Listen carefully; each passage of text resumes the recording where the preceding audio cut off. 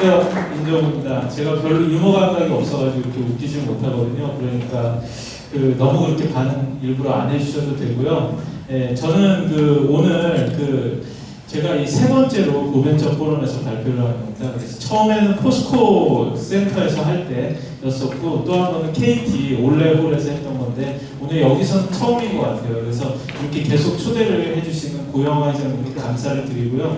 또 아침에 안철수 의원이 뵀는데 또 오늘 저녁에 이렇게 또 제가 또 강연을 하는데 이렇게 오셔서 오늘따라 어떻게 인연이 되는 것 같습니다. 그래서 오늘 저는 제가 전 세계의 스타트업 생태계에 대해서 어떤 분위기인지 거기에 대해서 좀 이야기를 해달라고 말씀을 하셔가지고요. 제가 스타트업 얼라이언스를 맡고 그리고 그 전부터 이렇게 많은 곳을 다니면서 전 세계 스타트업 생태계 사람들을 많이 만났었습니다. 그래서 제가 만난 그 경험을 좀 이렇게 말씀을 드리려고 하고요. 이게 약간 좀 문제가 요 클리커가 멀어가지고 이게 잘 안 되더라고요. 그래서 요 부분은 조금 양해를 해주셨으면 좋을 것 같습니다. 지금 사진이 많아서 거의 한 300장 정도 되거든요. 그래서 사실은 사진을 그냥 보여드리려고 그런 건데 굉장히 좀 잘 안 되네요. 네.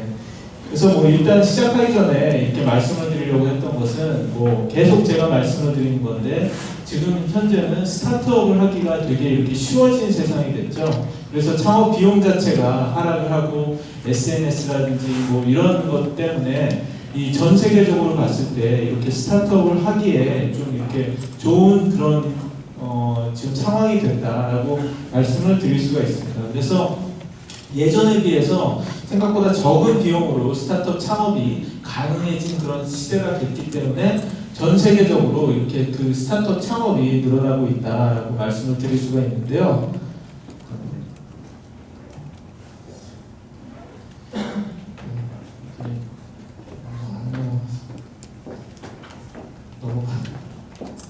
네, 그래서 모두가 이 주머니 속에 슈퍼컴퓨터를 넣고 다니는 그런 시대고, 그래서 세계는 스타트업 이런 창업 붐이 이렇게 왔다라고 말씀을 드릴 수가 있는데, 그래서 스타트업 인디아라든지 중국이라든지 프랑스라든지 이런 태국이라든지 이런 우리나라의 창조경제 혁신라든지 이런 게 전부 다 글로벌하게 이렇게 비슷하게 일어나고 있는 그런 일이라고 말씀을 드릴 수가 있을 것 같습니다. 그래서 제가 우선 유럽부터 이렇게 말씀을 드리면 맨 처음에 이렇게 비엔나 시를 말씀을 드릴게요. 저희 스타트업 얼라이언스하고 비엔나 시가 재작년에 이렇게 MOU를 맺고 교류를 하고 있습니다. 그래서 제가 비엔나 시에 이렇게 갔다 온 적이 있는데요.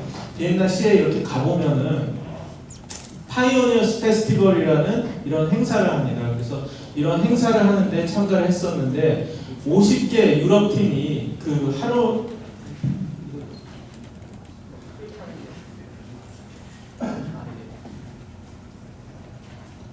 좀 낫네요.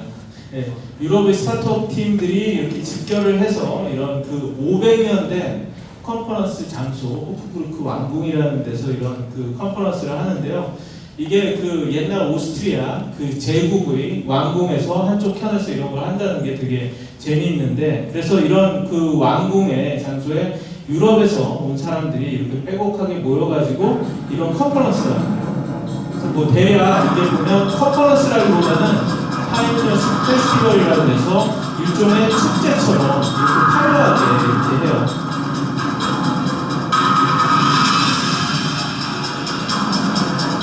보면 무슨 나이트 클럽 같죠?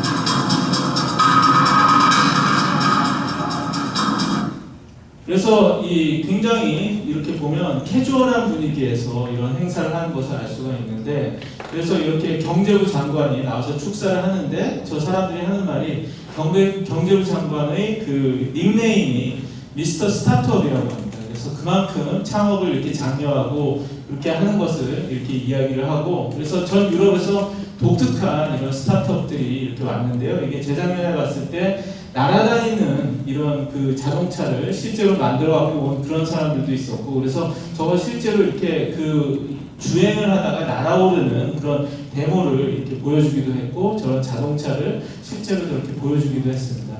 그리고 비엔나가 스타트업 시티라고 이렇게 시에서 나와서 선언을 하는 그런 모습도 있었고요. 그리고 또 뭐 세계 최연소 외무장관이라고 이렇게 그때 등장을 했었는데 28살짜리 외무장관이 나와서 이야기를 하고 그런 게 있었습니다. 그래서 벌써 그때부터 그 유럽의 그 핀테크 붐이 조금씩 분다는 것을 느낄 수 있었던 게 저렇게 그 1등을 한 팀이 핀테크 스타트업이었던 리투아니아의 그런 그 스타트업이었고요. 그래서 비엔나에서 제가 느낀 것은 일단 스타트업 열기는 이 세계 공통이고 비엔나는 낮은 물가와 지리적 이점, 유럽의 중심이라는 그 이야기를 하면서 많은 스타트업들을 이렇게 유혹을 하려고 한다는 것을 알 수가 있었고, 그리고 좀 신기하게 여겼던 것은 독일어권인데도 불구하고 모든 행사들 내용을 완벽하게 다 영어로 해서 어느 나라 사람들이 와서 사실 그 행사에서 이렇게 봐도 문제가 없도록 하는 그런 것을 느낄 수가 있었습니다. 다음에는 제가 막 스타트업 얼라이언스를 맡으면서 2년 반 전에 갔었던 영국 런던의 사례인데요. 런던 같은 경우는 그 한국으로 치면 약간 구로공단 같은 느낌이 나는 이스트 런던에 있는 쇼디치라는 지역이 있습니다. 그래서 이 쇼디치라는 지역을 테크시티라고 명명을 해서 이 스타트업들이 중심으로 이렇게 많이 있게 하는 그런 그 장소를 만들었어요. 그런데 제가 그때 2년 반 전에 핀테크라는 이야기를 런던에서 처음 들어봤습니다. 그래서 그때 그 런던 관계자들이 하는 얘기가 우리는 런던이 금융 허브이기 때문에 이런 그 금융 스타트업들을 키운다. 그래서 그게 가능할까라는 그런 생각을 제가 했었던 기억이 나는데요. 지금 런던에는 거의 뭐 2,000개의 핀테크 스타트업이 있다라고 할 정도로 굉장히 뜨겁다는 그런 이야기를 하고요. 그리고 그때 제가 처음 이렇게 봤던 것이 구글 캠퍼스 런던이었습니다. 이 캠퍼스, 구글 캠퍼스가 만들어진 지 그렇게 오래되지 않았고 그랬는데 사실 한국과 비교를 하면 굉장히 허름한 저런 빌딩이고 들어가도 뭐 그렇게 팬시하지 않습니다. 굉장히 뭐 이렇게 소박한 분위기인데 제가 놀란 것은 그 지하에 가니까 그렇게 그 화려하지 않은 저런 공간에 굉장히 많은 친구들이 저렇게 모여서 그런 그 스타트업 열기가 이렇게 느껴지고 있었고, 그래서 제가 누구를 자꾸 이렇게 물어봤어요. 물어봤더니 너 여기서 뭐 하냐라고 이렇게 물어봤더니 그게 영국애가 아니고 나 미국에서 온 사람인데 여기 와서 스타트업 궁금한데 어디 가면 되냐고 물어보니까 여기를 가보라고 해서 와봤어 라는 그런 이야기를 하는 걸 보고 제가 그때 이런 스타트업 허브가 있는 게 굉장히 중요하구나 하는 그런 생각을 이렇게 했었고요. 그래서 이게 보면은 이게 스타트업 인큐베이터하고 엑셀러레이터가 저쪽에 보면 그 쇼디치, 그 테크시티에 있는 그 지도입니다. 그래서 그게 바로 그 구글 캠퍼스 서울을 중심으로 해서 저렇게 많은 스타트업 그 허브들이 생기고 있고, 그래서 그 덕분에 영국에 이렇게 많은 유니콘, 1조 가치가 넘는 스타트업들이 많이 등장을 했다라는 그런 이야기들을 하고요. 그래서 이런 회사들, 셰점이라고 음악을 이렇게 들어서 이렇게 찾아주는 그런 서비스라든지, 그리고 이건 페이먼트 회사인데 이런 그 핀테크 회사라든지 펀딩 서클이라고 해서 유럽이 유명한 P2P 대출 회사입니다. 이 회사가 또 1조 가치고요. 그리고 많이 들어보셨을 텐데 트랜스퍼 와이즈라는 이런 회사도 1조가 넘는 그런 회사라고 해서 영국은 그 나라의 크기라든지 뭐 이런 거에 비해서 굉장히 유니콘이 많은 편이다라는 그런 생각을 할 수가 있었고요. 그래서 그때 런던에서 처음 느낀 것은 캠퍼스 서울 같은 그런 그 허브가 생겼어야 되겠다라는 그런 생각을 했는데, 이후에 한국에서도 디캠프라든지 뭐 캠퍼스 서울이라든지 그리고 마루 180 같은, 그리고 팁스타운 같은 이런 허브들이 생기면서 런던 못지않은 그런 분위기가 이렇게 된 것 같고요. 그래서 런던에서 그때 핀테크라는 걸 알고 은행들이 적극적으로 핀테크 스타트업과 협업을 한다는 그런 것을 알았던 그런 기억이 있습니다. 세 번째로 프랑스 파리에 대해서 말씀을 드리고 싶은데요. 파리는 제가 작년에 갔다 왔는데 그 많은 사람들이 갖는 그 서구 사람들이 선입견은 프랑스는 스타트업에 되게 약하고 이런 그 대기업 중심 국가고 사람들이 이런 모험을 하려고 하지 않는다라는 그런 기사를 제가 뉴욕타임스 같은 데서 읽고 막 그랬던 기억이 있거든요. 근데 프랑스가 가서 보니까 좀 의외의 구석이 있는데 일단 IoT 강국입니다. 그래서 그 드론 왕국은 사실 그 중국의 신천이라고 하고 DJI라는 회사가 있고 그런 얘기를 하지만 세계 2위의 그런 드론 회사는 프랑스 회사입니다. 프랑스의 페럿이라는 회사가 있고요. 그 페럿이라는 회사가 잘하고 있고 또 IoT 이런 그 웨어러블들을 잘 만드는 회사들이 있습니다. 그래서 위딘스라는 또 유명한 그 디자인도 좋고 그런 회사가 있는데 이 회사가 최근에 이 노키아가 인수를 하기도 했고요. 또 넷앤모라는 이런 회사도 있습니다. 근데 넷앤모 같은 경우는 그 이런 딥러닝 기술을 이용한 이런 그 제품을 만들어서 CES에서 화제가 되는 것이었는데요. 저걸 찍어서 사람을 인식을 해서 사람이나 동물이나 이런 것을 인식을 해서 스마트폰을 알려주는 그런 좋아하는 카메라입니다.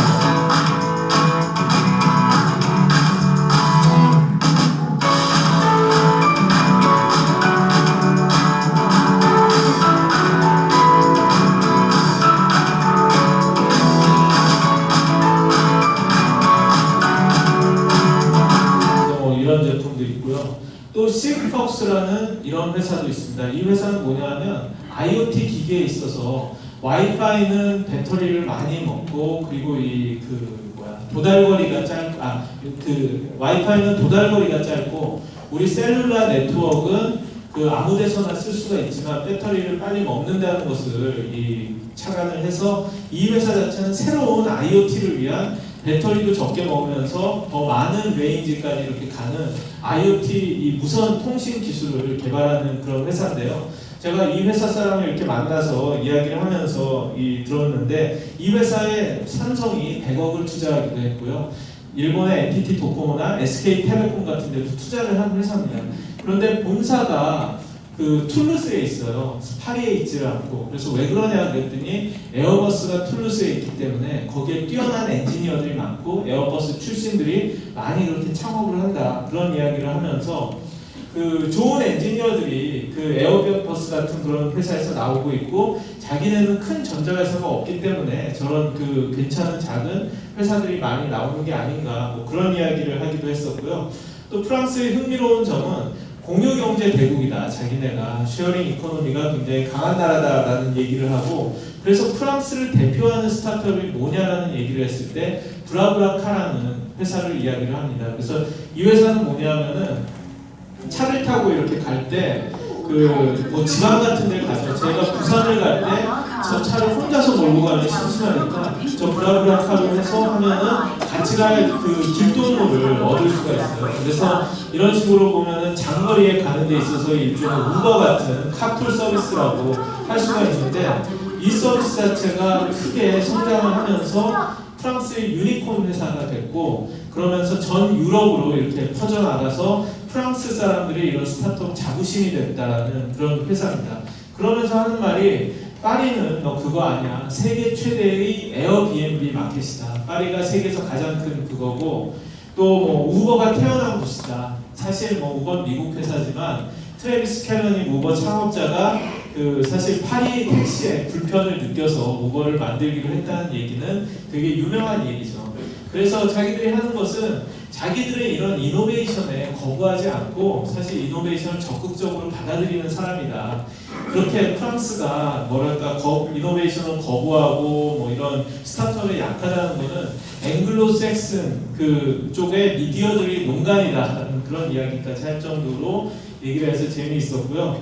그리고 또 하는 얘기가 프랑스 같은 경우는 이 스타트업 스타의 영웅이 나오고 있다는 거죠. 그래서 그 프랑스 사람들은 이 자비에 니엘이라는 10조가 넘는 자산을 가진 이런 그 유명한 이 창업가가 있습니다. 그래서 이 사람이 적극적으로 투자를 해서 스타트업 그 인더스트리를 일으키고 있는데 이 사람이 하는 키나 벤처스라는 사이트에 들어가 보면요. The most active venture angel investor in the world라고 해서 일주일에 하나 둘씩 투자를 한대요. 그래서 가장 열심히 이렇게 투자를 하는 벤처 그 인베스터라고 돼 있고 또 이 사람이 거의 1,000억을 들여서 만든 학교가 있어요. 네, 학위를 주지 않는데 컴퓨터 프로그래밍 학교를 스포리2라는 것을 만들어서 여기 출신들이 스타트업 생태계에 나와서 그 엔지니어로서 활약하는 그런 운동을 하고 있고 또 스타 기업이라고 할 수 있는 게 그 크리티오라는 뭐 타겟팅 광고 엔진을 가진 회사인데 이 회사가 나스닥에 상장을 해서 한 3조 가치 회사가 되면서 이 프랑스를 대표하는 저런 유니콘 스타트업이다라고 이렇게 자랑을 하는 그런 모습을 들었습니다. 그러면서 여기 사람들이 하는 얘기가 창업자가 다시 섹시해졌다. 이 학생들이 다 이런 스타트업이라는 이런 쪽으로 가고 싶어 한다라는 얘기를 하는 거예요. 그래서 제가 가본 곳이 또 파리의 스타트업 허브 누마라는 곳이 있습니다. 그래서 이 누마라는 곳이 뭔가 하면은 디캠프 같은 것이에요. 프랑스 디캠프 같은 건데 이 프랑스는 보면 그래서 실리콘 상티에라는 말을 하는데 이게 오솔길이라는 뜻이래요. 그래서 저런 식으로 가면 많이 있는데 이 건물 자체가 이런 스타트업 허브 센터가 돼서 이게 1층에 코워킹 스페이스고요. 그 위로 이 바가 있고 위로 올라가면 이렇게 되어 있는데 솔직히 빌딩은 되게 작고 허름해요. 네, 되게 작고 허름한데 저게 문을 아침에 8시에 여는데 와가지고 줄을 서서 사람들이 기다리고 있다라는 그런 얘기를 할 정도로 이게 많고요. 그리고 또 프랑스가 한국과 닮은 점은 정부의 지원하고 이런 게 비슷해요. 프랑스 정부가 저런 걸 드라이브를 거는데 우리나라에서 그 뭐 ICT 그렇게 코리아 그 스타트업 코리아 뭐 그렇게 하는 것처럼 프랑스도 라 프렌치 텍이라는 것을 만들어서 이게 재무부에 있는 친구인데 이런 식으로 그런 것을 진흥을 하고 코트라가 그렇게 하듯이 비즈니스 프랑스라는 코트라 같은 기관이 스타트업들을 데리고 CES라든지 MWC 같은 데 가서 이렇게 투자자들을 연결해주고 그런 일들을 합니다. 그리고 또 보면 그 프랑스가 재미있는 게 이 프렌치 티켓이라는 테크 티켓이라는 프로그램을 하면서 해외 그런 창업가들을 파리로 데리고 들어오려는 그런 프로그램을 돌리고 있어요. 왜냐하면 프랑스 파리가 이런 외국인한테 대해서 좀 거부감이 있고 여기 창업가들이 이렇게 잘 오지 않는다라는 그런 인식을 하고 여러 가지 뭐 자금 지원이라든지 멘토링이라든지 이런 것들을 지원을 하면서 프랑스에 데리고 오는데 재미있는 것은 옛날 같으면 프랑스는 영어가 통하지 않는다 뭐 그런 이야기들을 하는데 이제는 그렇지 않다는 거예요. 영어만 가지고도 충분히 우리한테 와서 그걸 다 할 수 있다 그런 이야기를 하고 그래서 제가 이렇게 가본 여기저기를 보니까 이런 해커톤도 열리고 상당히 그런 활발한 모습을 볼 수가 있었습니다. 그래서 이런 프랑스의 약진이 느껴지는 게 CES라든지 MWC 같은 데 가면 그런데요. 올해 그 CES 같은 경우는 아예 프랑스 그 스타트업들이 그 스타트업관에 이렇게 많이 나왔어요. 그래서 자기들이 그 프랑스 스타트업이 침공이라고 하면서 이게 빨간 게 프랑스 스타트업인데 이만큼 많이 나오고 특히 독특한 그런 하드웨어의 를 갖고 나온 흥미로운 스타트업들이 꽤 많아서 많은 사람들이 이런 프랑스의 스타트업의 존재감을 이렇게 느낄 수가 있었고 프랑스의 경제 장관까지 저렇게 직접 와서 프랑스는 혁신국가다. 안트로프레너는 원래 프랑스 마인드를 기억해달라. 이런 것을 CNN 같은 데랑 인터뷰를 하면서 이야기를 하고 그러면서 이런 그 프랑스의 존재감을 부각시키려고 하는 모습이 상당히 인상적이었습니다. 그래서 역시 보면 그 똑같이 롤모델의 존재가 이렇게 중요하고 이렇게 정부가 스타트업 육성에 적극적이고 허브로 만드는데 어느 나라나 열심히 이렇게 뛰고 있다는 것을 이렇게 느낄 수가 있었습니다. 그 다음에는 갈나라들이 많은데 그 베를린에 대해서 말씀을 드릴게요. 그래서 베를린은 사실 전부터 이 전세 그 유럽의 스타트업 허브라는 그런 이야기를 굉장히 많이 들었던 곳입니다. 그래서 도대체 왜 그럴까 저는 궁금해했었는데요. 그 거의 3,000개의 테크 스타트업이 있다고 하고 그리고 많은 유니콘 기업들이 여기에 이렇게 있다라는 얘기를 합니다. 그래서 뭐 딜리버리 히어로, 뭐 사운드 클라우드 뭐 이런 회사들이 있는데요. 이 베를린에 있는 흥미로운 회사 중에 하나가 스타트업 빌더로 유명한 그 로켓 인터넷이라는 회사가 있습니다. 그래서 세계 최대의 인터넷 플랫폼 회사, 미국하고 중국 밖에 있는 그런 플랫폼이 되겠다. 그래서 우리는 전 세계 사람들이 홈 스크린이 되겠다라는 이런 회사가 있고요. 그래서 저런 많은 회사들을 글로벌하게 만들어서 키우는 회사인데 한국 요기요의 모 회사이기도 합니다. 이런 회사가 있고요. 그런데 이 베를린의 강점이란 게 무엇인지 제가 가서 이렇게 보니까 개방성이에요. 제가 가서 놀란 게 뭐냐면 앱립스트라는 회사에 처음에 방문을 했습니다. 그래서 저희를 맞아준 친구들이 나왔는데 독일 사람이 없는 거예요. 보면 이탈리아 출신, 루마니아 출신, 한국 출신. 그래서 얘기를 해보면 다 다국적 분이에요. 그리고 팩토리 베를린이라는 코워킹 스페이스에 이렇게 가서 만나봤는데 저를 안내한 친구는 헝가리 출신이라는 거예요. 그리고 그 위층에 있는 사운드 클라우드에 가서 이렇게 사운드 클라우드를 봤는데 나온 두 사람은 하나는 미국인이고 하나는 영국인인 거예요. 그래서 제가 거의 이틀을 다니는데 독일 사람을 만날 수가 없는 거예요. 그래서 도대체 내가 있는 곳이 독일이 맞냐, 도대체 왜 이렇게 없는가 그런 생각을 했는데 그게 얘기를 들어보니까 티피컬한 케이스로 베를린 스타트업들은 이렇게 다양한 그 인터넷 이 국적을 갖고 있다. 그래서 이 그 블랙레인이라는 회사의 자료를 이렇게 보면은 자기네 회사에 물론 그 독일인이 그 200명 정도 되는 회사에 70명이 있지만 그 외에 이렇게 다양한 사람들이 있다라는 게 저 베를린의 그 강점이고, 그리고 이게 동서독이 합쳐진 그런 도시고 대기업이 없는 도시고 그러다 보니까 젊은 도시고 물가가 굉장히 쌉니다. 그래서 이런 그것을 다 먹었는데도 그 거의 한 7만 원대밖에 안 나올 정도로 생각보다 물가가 이렇게 싼 도시고, 그리고 창의성이 넘치는 예술적인 그런 도시의 느낌이 있어요. 그래서 이런 뭐 분위기라든지 이런 것들이 그냥 인테리어를 해놓은 이런 것들이 좀 범상치 않다. 그래서 이런 젊은 좀 예술적인 감각이 있는 사람들이 많이 몰린다라는 그런 이야기를 하고요.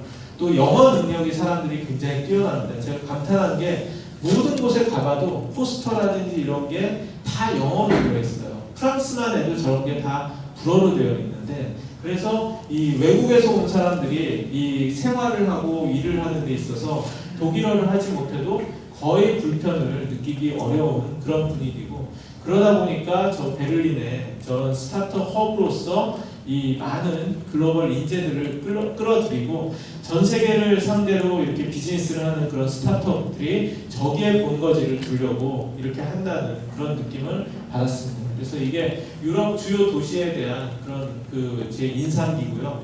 이번에는 지구 반대쪽으로 해서 가보도록 하겠습니다. 이번에는 이 아르헨티나입니다. 그래서 제가 작년에 또 아르헨티나에 초청을 받아서 가볼 기회가 있었는데요. 이게 그 서울에서 그대로 구멍을 뚫고 지구를 반대쪽으로 딱 나가면은 부에노스아이레스 앞바다가 나와요. 아르헨티나에. 그래서 정말 멉니다. 그 인천 로마에는 12시간을 타고 또 거기서 14시간을 타고 이렇게 갈아타고 이렇게 갔는데요.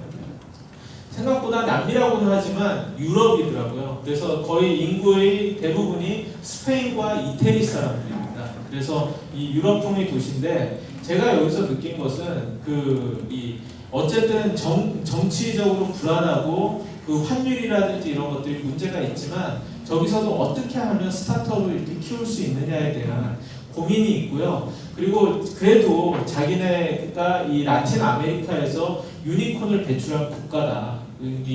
그런 자부심 같은 게 있고, 거기서 프리젠테이션을 하는 거 보니까 아르헨티나는 그 스타트업을 할 수 있는 최고의 인재를 갖고 있는 나라인데 우리가 그걸 키우기 위해서는 VC 인더스트리를, 벤처 캐피탈 인더스트리를 일으켜야 된다라는 그런 이야기를 했습니다. 그래서 제가 간 게 부에노스아이레스 시청에서 열린 그런 그 벤처 캐피탈 그런 컨퍼런스에 갔는데요. 남미에 있는 사람들이 다 모인 거예요. 그래서 저 자리에서 저랑 그 제 옆에 있는 이스라엘에서 오신 분이랑 이렇게 그 발표를 해서 저는 뭐 우리나라의 창조 경제라든지 이런 사례에 대해서 좀 이야기를 하고 그랬는데요. 어쨌든 여기에서도 영웅이라고 할 수 있는 저기에 창업가들이 가장 관심을 보이는 사람은 그 아르헨티나에서 제일 큰 스타트업의 CEO의 이야기에 가장 귀를 경청하는 그런 분위기였고요. 저런 사람들이 모여서 하는 그런 고민과 이야기 그 대부분은 어떻게 하면 자기 나라에서 스타트업 생태계를 키울 수가 있을까? 그리고 정부의 역할은 무엇일까? 어떻게 하면 매칭 펀드를 해서 이런 투자를 활성화시킬 수 있을까? 그런 이야기들을 했고, 그리고 글로벌한 플레이어들이 보면 의외로 이미 남미에 많이 들어가서 이렇게 활약을 하는 이런 그 도표도 보여줬고요. 그래서 약간 놀라운 게 바이두가 이렇게 들어가 있고, 또 싱가포르의 테마섹이 이렇게 들어가 있고, 또 보면 프랑스의 브라브라카가 저기 이렇게 이미 진출해 있고, 그런 모습을 이렇게 볼 수가 있었습니다. 그리고 이렇게 그 아르헨티나의 스타트업이 발표하는 것을 들어볼 그럴 시간도 있었는데요. 이 국내의 상황이라든지 투자를 받고 이런 것들이 어렵다 보니까 이게 아이빌리언웨어라는 그 로보 어드바이저예요. 그래서 이 로보 어드바이저는 재미있는 게 미국의 이런 빌리언들, 억만 장자들이 투자하는 것을 그대로 따라하는 그런 로보 어드바이저입니다. 근데 저 사람은 부에노스 아이레스에 필이 있고 이렇게 따라한다는 광고예요.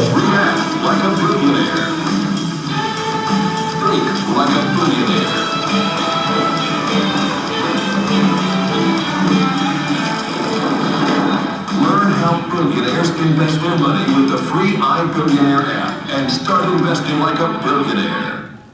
이렇게 할 수 있는 게 그 미국 같은 경우는 억만 장자들이 투자 내역이 전부 다 분기가 끝나면 공개가 됩니다. 그래서 그걸 똑같이 따라하는 그런 그 핀테크 회사를 만들었는데요. 이런 그 아르헨티나의 잘하는 스타트업들은 회사를 전부 달러로 투자를 받은 다음에 미국의 회사를 이렇게 설립을 한대요. 그러면서 실제 엔지니어들이라든지 오퍼레이션은 전부 부에노스 아이레스에 놓고 왔다 갔다 하면서 그렇게 비즈니스를 하는 그런 회사들이 많이 있었고요. 이런 데서도 그 스타트업을 키우겠다고 그 하는 창업가들이 있고, 이게 그 부에노스 아이레스의 유명한 엑셀러레이터인데, 이 사람은 이 자기가 이미 성공을 해서 돈을 많이 벌었는데 그 스타트업에 가능한 한 그 많이 투자를 해서 뭐 거의 몇백 개의 스타트업에 투자하는 것을 목표로 하고 이렇게 하는 그런 투자자고, 그래서 이런 사람들이 존재 자체가 아르헨티나 스타트업 생태계를 이렇게 끌어올린다는 그런 그 느낌을 이렇게 받았습니다. 그래서 결국은 어떻게 하면 투자자를 이렇게 끌어올 수 있느냐, 뭐 그런 것들을 고민하는 남미 사람들이 그것을 이렇게 느꼈고요. 이번에는 그 싱가포르로 가보도록 하겠습니다. 그래서 싱가포르는 뭐 아시겠지만 동남아시아의 이런 상당히 부국이고 도시국가죠. 근데 이 동남아시아의 스타트업 허브로 만들기 위한 싱가포르 정부의 노력이 굉장히 느껴지는데, 이런 스타트업 그 허브의 장소가 많이 있고, 그리고 이 친구가 E27을 하는 친구인데, 뭐 스타트업 그 컨퍼런스 같은 걸 해서 전체 아시아 사람들을 이렇게 모으는 좀 그런 노력들을 많이 하고 있어요. 그런데 이 동네의 그런 스타트업 생태계의 허브라고 할 수 있는 곳을 제가 2년 전에 가봤었는데, 그게 블록 71이라는 곳입니다. 이게 싱가포르 국립대 옆에 있는 산업 단지 같은 것인데, 보면 되게 오래된 구로공단 빌딩 같은 그런 곳이에요. 그런데 이 안에 들어가면 그 마치 디캠프나 마루 180처럼 빼곡하게 그 스타트업 엑셀러레이터 투자자 그리고 스타트업들이 가득 차 있습니다. 그래서 그때 JFDI라는 그런 엑셀러레이터는 매주 금요일 저녁에 오픈하우스를 해서 사람들이 모인다는 거예요. 그래서 거기에 가서 싱가포르의 이런 투자자, 이런 그 스타트업 사람들을 만나봤었던 그런 기억이 있는데, 그래서 이게 블록 71이 있고 73이 있고, 그래서 이것 자체를 다른 빌딩까지 해서 이렇게 확장을 해 나간다는 게 제가 2년 전에 방문했을 때 봤던 건데요. 그때까지 제가 2년 전에 갔을 때 상당히 외진 곳이라는 그런 느낌이 들었는데, 제가 한두 달 전에 또 가봤습니다. 그랬는데 이게 완전히 상전벽해가 됐어요. 이 빌딩 자체가 다 거의 완성이 돼서 다른 곳에 더 큰 게 다 열었고, 그 옆에 사람들이 거의 없던 곳에 거대한 푸드코트 하는 그런 그 식당가가 생겨서 젊은 친구들이 계속 찾아오는 그런 쪽으로 이렇게 됐고요. 그리고 이런 그 큰 싱가포르 정부에서 만든 스타트업 엑셀러레이터가 배시라는 게 이렇게 만들어져서 이 공간 안에 투자자나 뭐 이런 창업가들이 계속 모여들어가지고 뭐 그렇게 하고 있고, 그리고 그 옆에 더 큰 그 빌딩을 계속해서 짓고 있습니다. 그래서 이게 싱가포르 정부가 계속해서 이런 아시아를 리드하는 스타트업 생태계를 만들고, 이런 아시아의 생태계를 이 스타트업 생태계를 중심이 되고 그 창업가들을 끌어오려고 한다는 그런 것을 이렇게 강하게 느낄 수가 있었고요. 그래서 계속해서 싱가포르를 좀 주목을 해봐야 될 것 같습니다. 그 다음에 제가 가본 곳이 태국이에요. 그래서 보면 태국 같은데 사실 스타트업이라는 걸 잘 몰라서 뭐가 있을까 그런 생각을 했는데, 사실 아직까지는 없는데 이제 스타트업에 대해서 태국이 시동을 걸었습니다. 그래서 이것도 제가 연결된 게 어떤 태국 친구가 연락을 해와가지고 제가 알게 됐는데, 이 태국의 이 경제부총리랑 뭐 이런 부총리랑 이런 사람들이 한국에 얼마 전에 방문을 했었어요. 그러고 한국의 뭐 창조경제혁신센터, 뭐 디캠프 이런 데를 다 방문을 해보고 돌아가서 이렇게 그 선언을 한 게 스타트업 타일랜드라는 이런 그 행사를 갖고 선언을 했습니다. 근데 그 태국이 인구는 한 6천만 정도 되고 6, 7천만이 이렇게 돼서 우리보다 약간 많은데 놀라운 게 그 어떻게 보면 스마트폰 중독률이 세계 최고예요. 예. 그래서 우리가 페이스북을 지금 많이 쓴다라고 이야기를 하는데 우리 페이스북이 뭐 월간 그 방문자 수가 한 그 1,500만 정도 된다고 하거든요.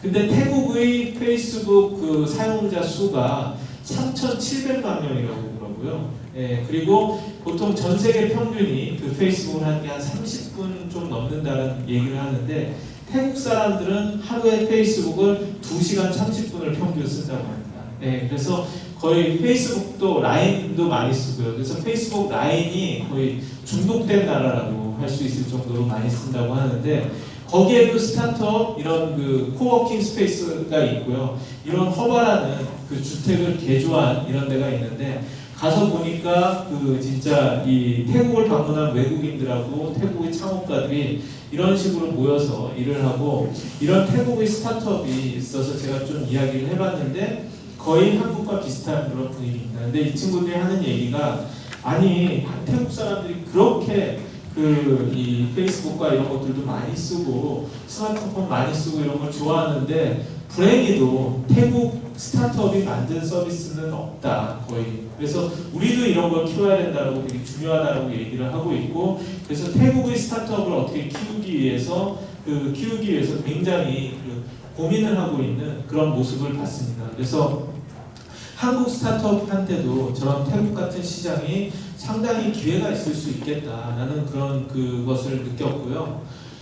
이번에는 그 일본으로 가보도록 하겠습니다. 그래서 일본 도쿄는 저희가 뭐 행사도 하고 그래서 여러 번 갔는데요.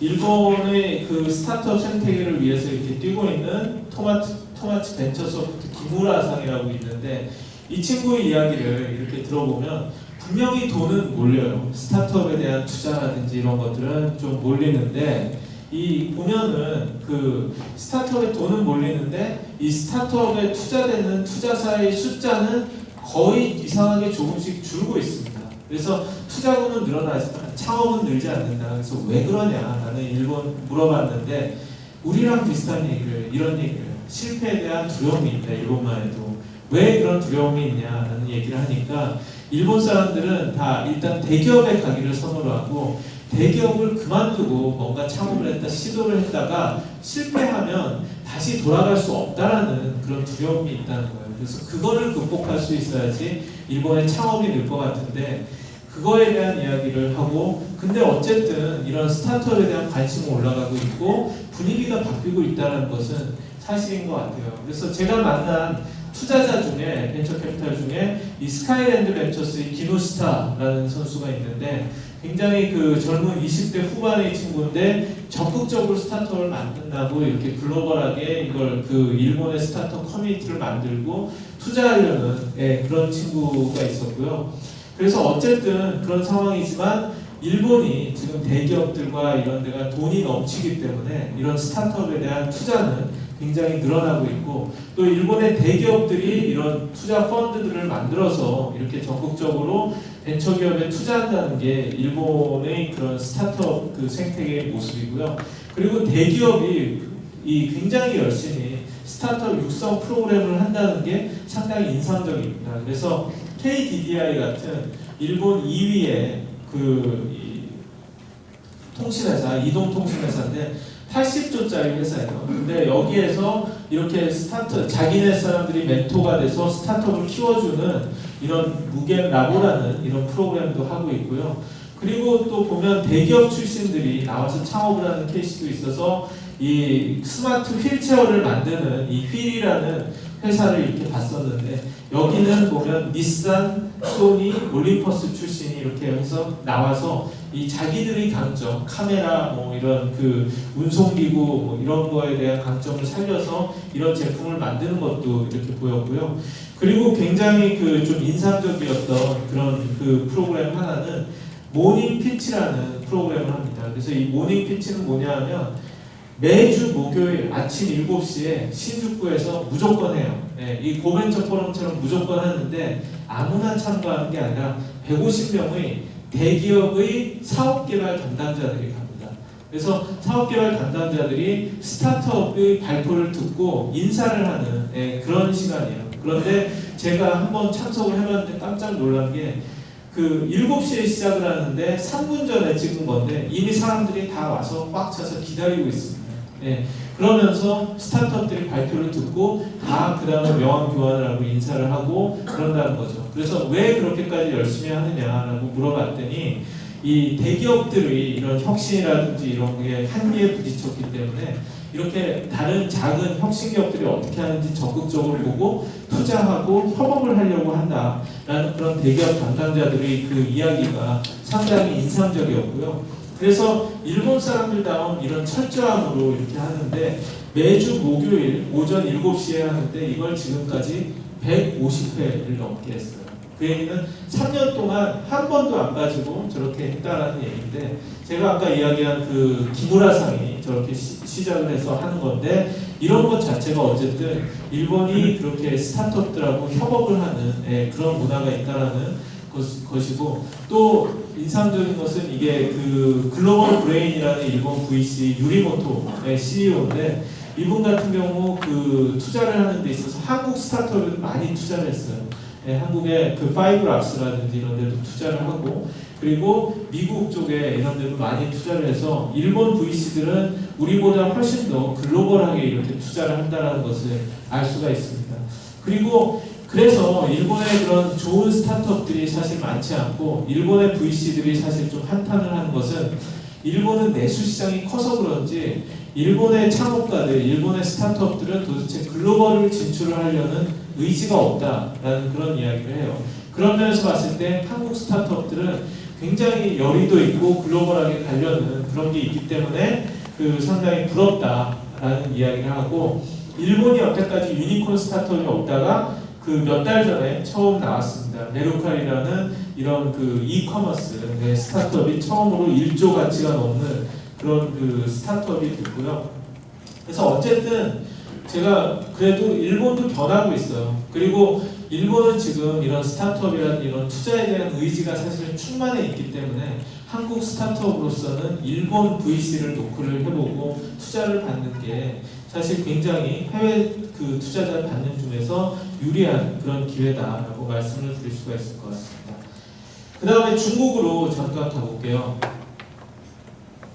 중국 같은 경우는 뭐 너무 잘 아시니까 그래서 뭐 제가 이렇게 보면 중국 베이징에서 열리는 테크크런치 이런 걸 갔는데 얼마나 그 회사들이 많은지 그리고 얼마나 돈이 넘치는지 거기서 만난 제 중국 친구가 하는 말이 뭐 실리콘밸리보다 더하면 더했지 전혀 우리가 꿀리지 않는다. 너무 뜨겁다라는 그런 이야기를 하고 저렇게 샤오미 같이 급성장한 저런 회사들도 있는데 가서 보면 거의 실리콘밸리 같은 그런 회사의 분위기와 이런 것을 보여주고 있고요.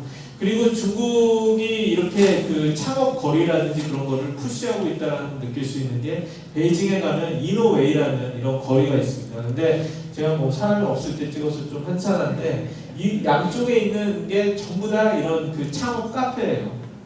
이런 창업 카페 같은 게 있고 이게 척후라는 그런 처음으로 유명해진 그런 곳인데 이렇게 그 스타트업을 하려는 이런 친구들이 모여서 이렇게 할 수 있는 공간들이 많고 이게 칭화 대학에서 만든 엑셀러레이터인데 이런 데서도 대학에서 이렇게 입주를 시켜서 이렇게 하는 게 대학 안에도 있고 대학 밖에도 있고 이런 식으로 하는데 너무너무 저런 공간들이 많은데 계속해서 그런 것들이 생기고 사람들로 이렇게 차고 있다는 게 사실 좀 놀라웠고요.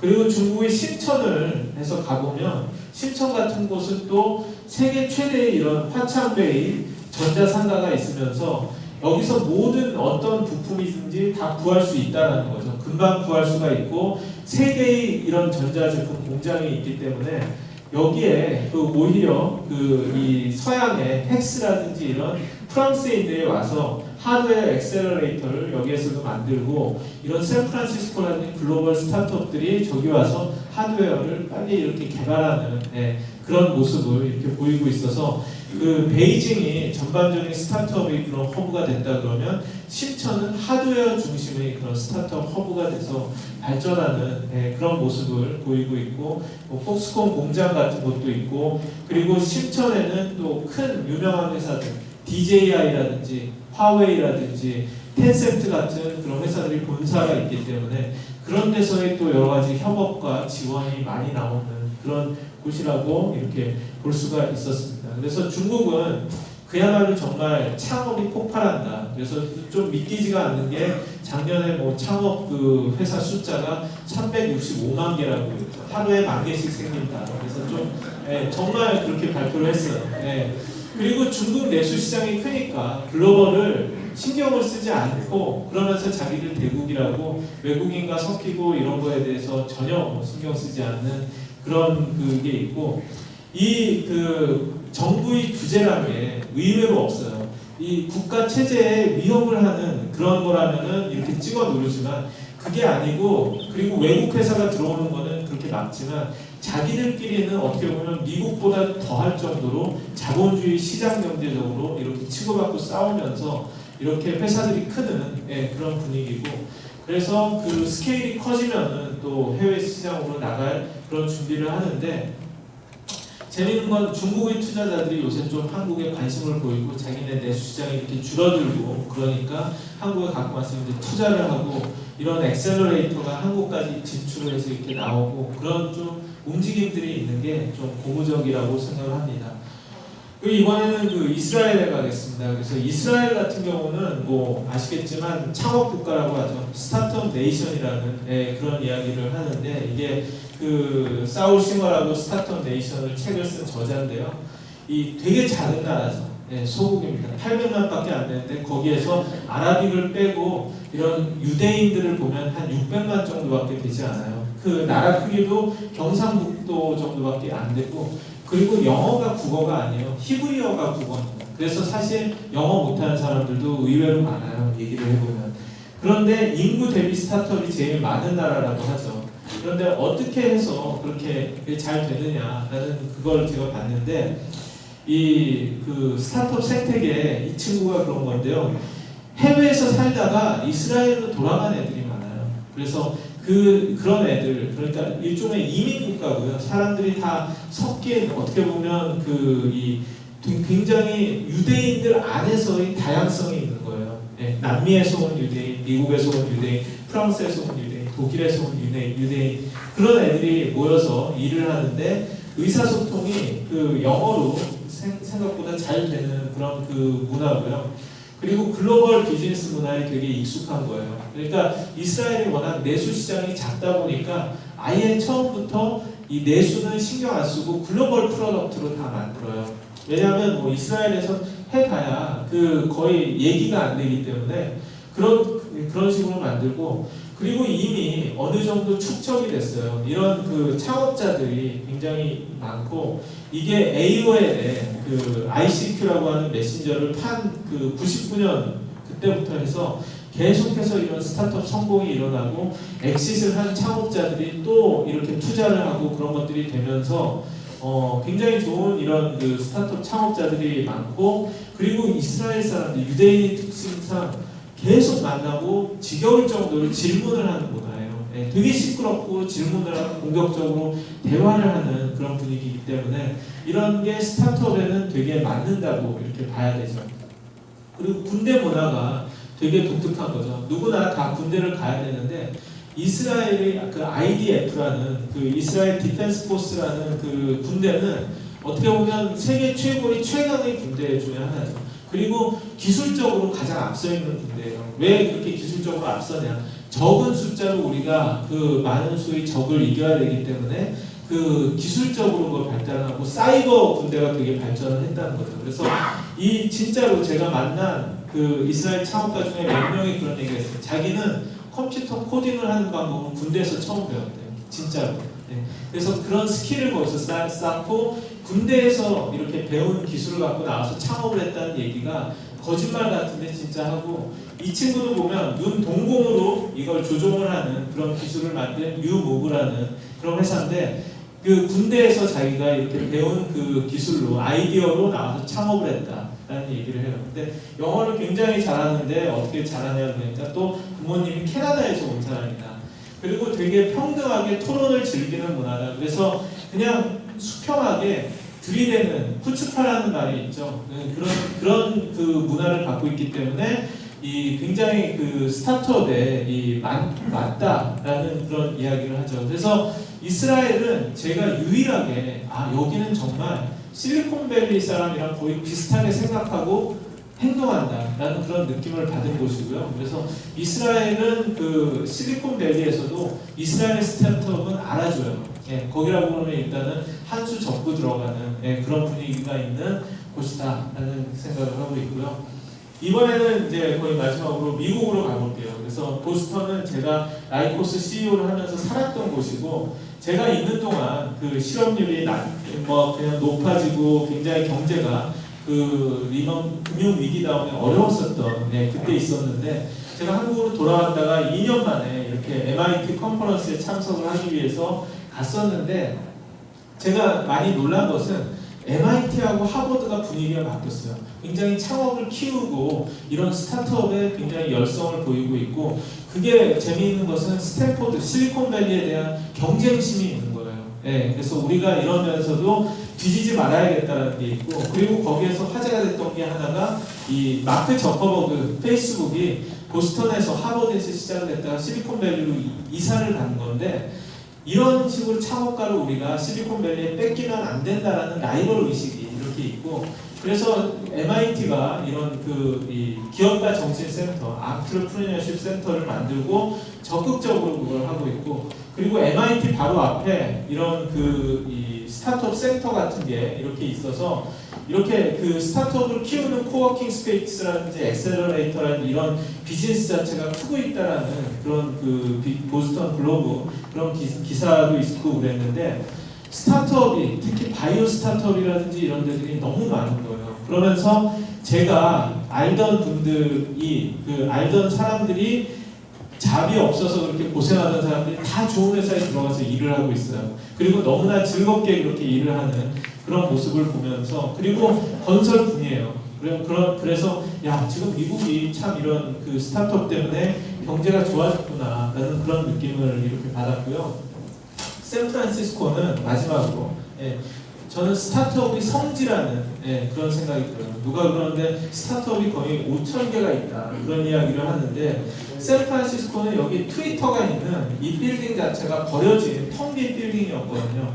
근데 이 빌딩에 샌프란시스코 시가 여러 가지 세금 혜택을 주고 트위터가 입주하게 하면서 저기에 따라서 뭐 스퀘어라든지 우버라든지 이런 데들이 전부 다 들어왔습니다. 그러면서 원래 홈레스가 있던 그런 되게 위험하던 동네가 이렇게 완전히 살아났고, 저 샌프란시스코 저쪽 에어비앤비라든지 빈가라든지 뭐 이런 데 있는 쪽으로 걸어다니다 보면 저런 허름한 건물들 안에 다 스타트업이 빼곡히 차 있어요.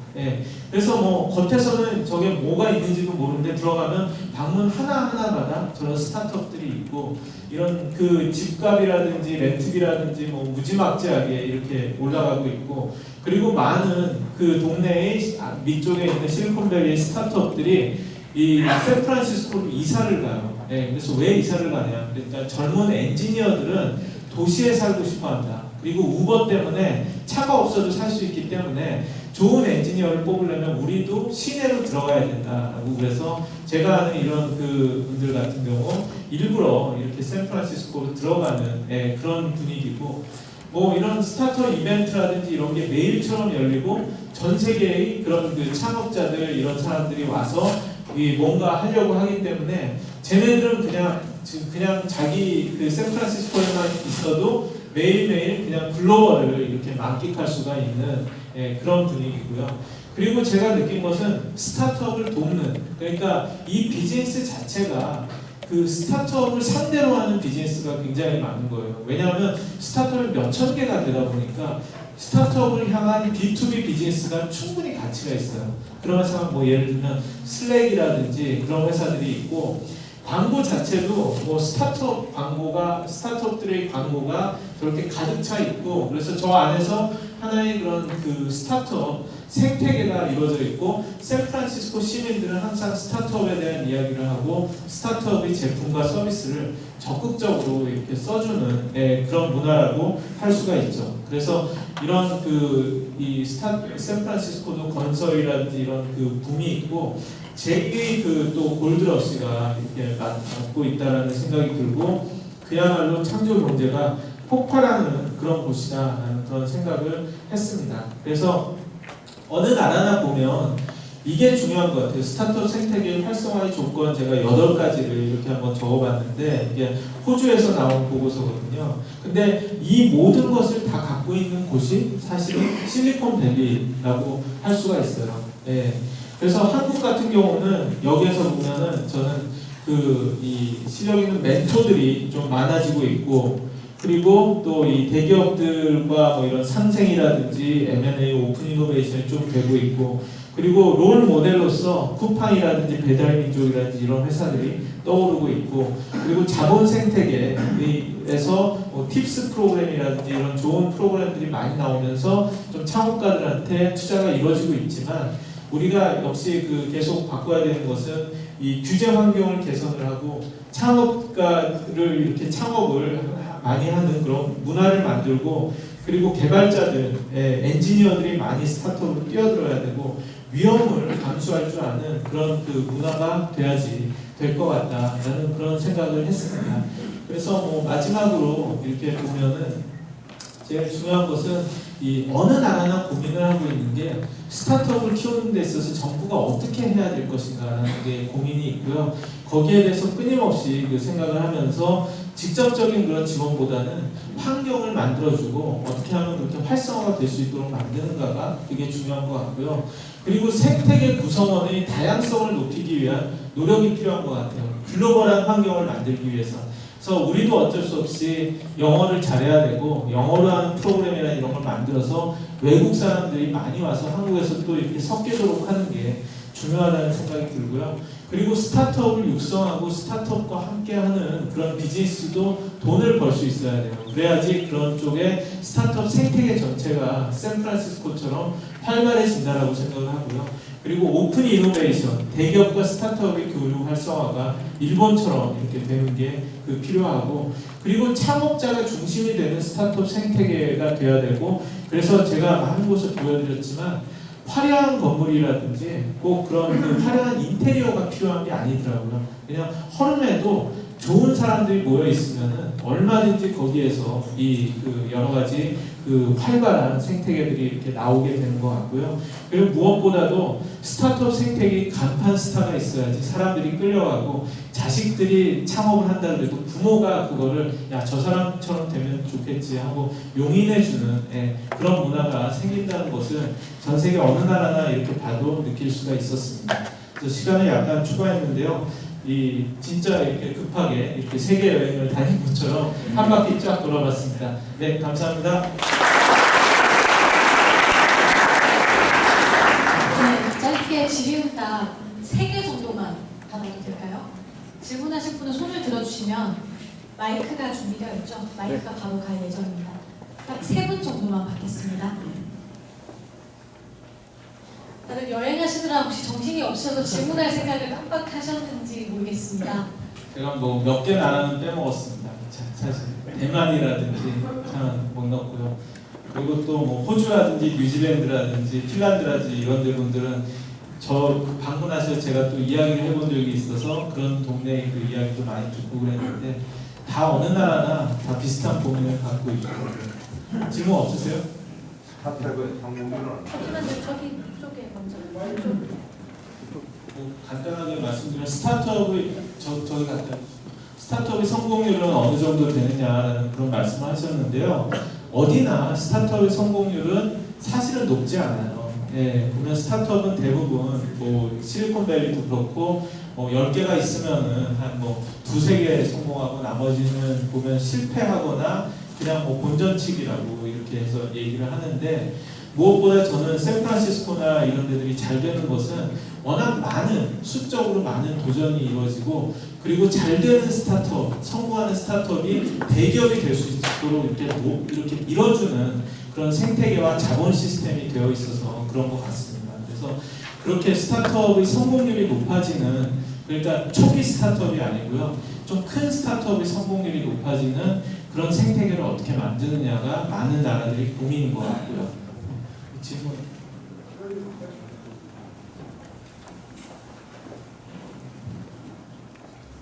이 좋은 강연 감사드리고요. 쭉 보면서 여러 나라들의 창업 생태계 공통점들도 많이 보여주셨고요.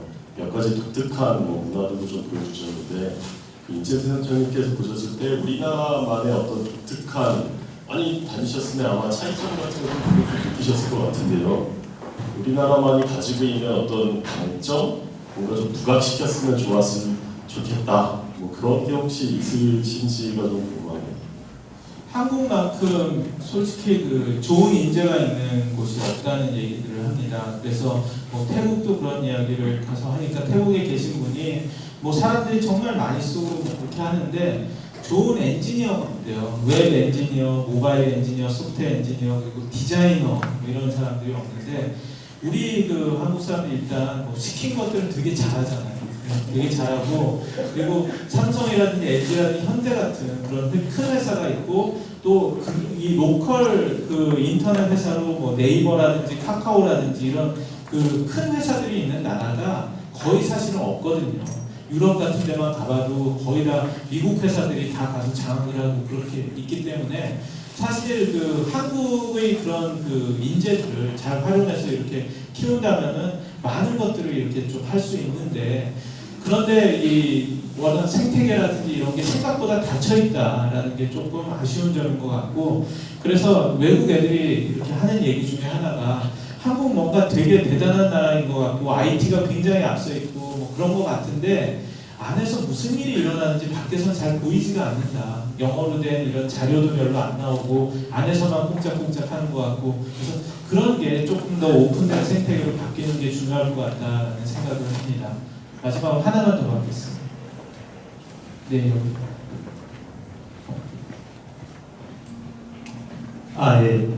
강연 잘 들고요. 3년 전에 미국에서 뵀는데 또 이렇게 뵈서 정말 반갑습니다. 아마 이제 해외를 많이 돌아보셔서 더 잘 아실 것 같은데, 하드웨어 스타트업 하면 이제 거의 신천으로 대표적으로 생각하고, 이제 그 외에는 이제 미국이나 다른 나라를 많이 보잖아요.